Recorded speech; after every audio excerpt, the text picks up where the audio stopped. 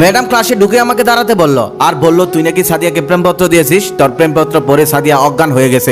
ম্যাডামের এমন কথা শুনে আমার গলা শুকিয়ে কাঠ হয়ে গেল। সাদিয়া হলো ম্যাডামের একমাত্র মেয়ে, ডাইনি মায়ের একমাত্র আদরের সন্তান। ম্যাডাম আমাকে আবার বলতেছে কিরে কিছু বলতেছিস না কেন? এদিকে আমার ভয়ে গলা শুকিয়ে কাঠ হয়ে যাচ্ছে, যে কোনো সময় প্যান্ট নষ্ট করে দেওয়ার মতো অবস্থা হয়ে গেছে। আমার জীবনে কখনই ম্যাডামের ক্লাসে পড়া দিয়েছি বলে আমার মনে হয় না। ম্যাডাম এমনিতে আমাকে দেখতে পারে না, আমাকে দেখলেই কপাল গোছ করে রাখে। তার উপরে আমি আবার তার মেয়েকে প্রেমপত্র দিয়েছি, আবার সেটা পরে সে অজ্ঞান হয়ে গেছে। আজকে যে ম্যাডাম আমার কি করবে তা আল্লাহ তাআলাই ভালো জানে। মনে মনে বিপদের দোয়া পড়ছি আর নিজের বুকে ফু দিচ্ছি আর আল্লাহ তাআলাকে বলছি, হে আল্লাহ আজকের মতো বাঁচিয়ে দাও, এরপর থেকে আর কখনোই সাদিয়ার দিকে চোখ তুলে তাকাবো না, বোনের চোখে দেখবো। ম্যাডাম আস্তে আস্তে আমার দিকে এগিয়ে আসছে, ক্লাসের সবাই সার্কাস দেখার জন্য অপেক্ষা করছে, জানি না আজকে আমার সাথে কি হবে। তারপর ম্যাডাম আমার কাছে এসে ম্যাডাম বলল সিটা পড়ে শোনা। ভয়ে আমার গলা শুকিয়ে আছে, লজ্জায় আমি নিজের দিকে তাকিয়ে আছি। ম্যাডাম তখন আবার চিৎকার করে বলল সিটা পড়ে শোনা বলছি। তখন আমি চিঠিটা হাতে নিয়ে পড়া শুরু করলাম। কলিজার পোটা সাদিয়া, কেমন আছো?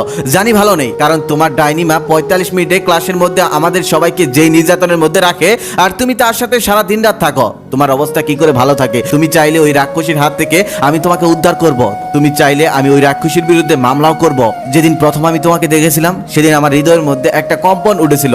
সেই কম্পনটা বাংলাদেশ এবং মিয়ানমারের মধ্যে হয়েছিল। অনেকেই বলেছিল সেটা ভূমিকম্প, তবে সেটা ভূমিকম্প নয়। আমি তো জানি সেটা ছিল আমার হৃদয়ের কম্পন। আমি অনেককেই বলেছি, তবে কেউ বিশ্বাস করেনি, অন্তত তুমি বিশ্বাস করো। তুমি কি জানো আমি তোমাকে নিয়ে কত ভাবি? তোমাকে নিয়ে আমি যত ভাবি ততটা যদি আমি গণিত নিয়ে ভাবতাম তাহলে আইনস্টাইনের মতো আমার পকেটেও 2-4টা নোবেল থাকতো। কিন্তু দেখো, নোবেলের কথা চিন্তা না করে আমি শুধু তোমার কথাই চিন্তা করি। কিন্তু তোমার ওই ডাইনি মায়ের জন্য আমি ঠিকঠাক চিন্তাও করতে পারি না। তিনি ওই চিন্তার মধ্যে এসেও আমাকে লাঠিপিটা করে যায় আর বলে আমার মেয়েকে নিয়ে আর কখনোই চিন্তা করবি না, তাহলে তোর জীবন শেষ করে দেবো। এই তো সেদিন তোমাকে নিয়ে সাথে যাচ্ছিলাম রকেটে করে, রকেটের মধ্যে আমরা দুজন কত আড্ডা দিচ্ছিলাম, কত মজা করছিলাম। ঠিক সেই সময় মাজা কাছে যাওয়ার পর তোমার মা এসে রকেটের ইঞ্জিনটাই বন্ধ করে দিল।